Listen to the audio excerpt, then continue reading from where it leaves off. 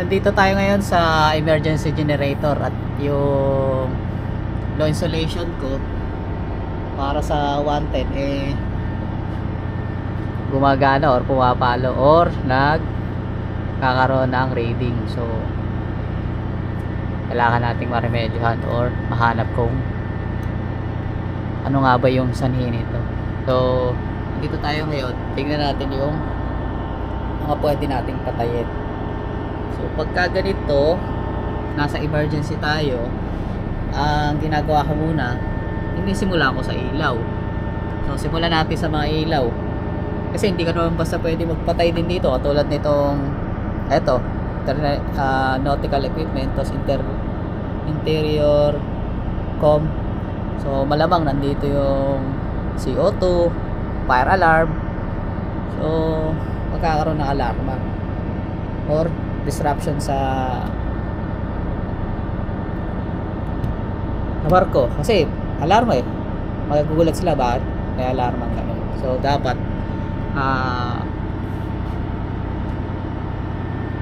tinatawag din natin sa bridge or pinapaalam natin sa kanila yung gagawin natin. So umpisahan natin sa mga ilaw muna. Pag hindi hanap tayo ng iba.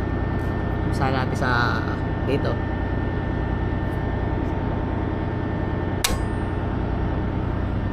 Wala, ganun pa rin.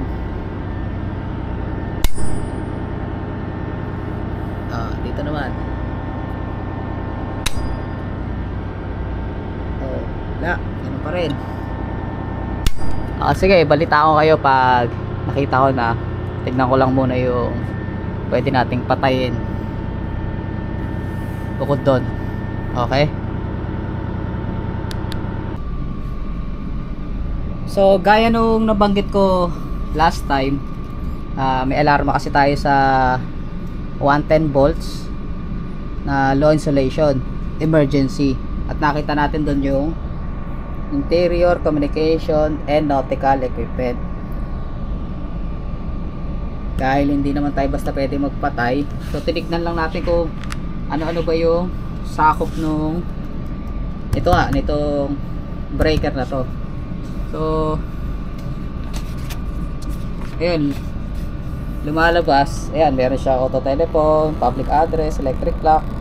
So hindi nga talaga tayo pwede basta-basta magpatay.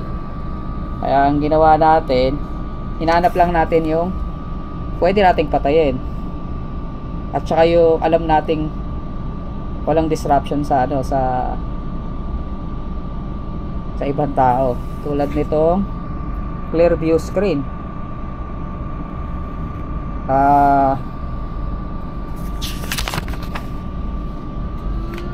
Clear view screen at saka air horn. Sige, patayin natin. 27 9 21 26 saka 27. Ayan, tingnan na natin sa baba kung ano nangyari doon or nabago ba. Sana meron, Lord. So nawala. So tama ka tayo dun sa hula natin. So titingnan lang natin kung ano yung kung ano dun sa apat nang may naging problema. So switch on again natin yung iba, o dalawa muna, para malaman natin yung kung alin ba yung nagka problema nga. Okay? Yan, bali sinubukan ko isa-isa tanggalin yung heater, ilaw, tsaka yung air horn. Bali na prove natin na yung heater sa number 2, air horn isa nga grounded siya, so kailangan nating palitan kung may stock.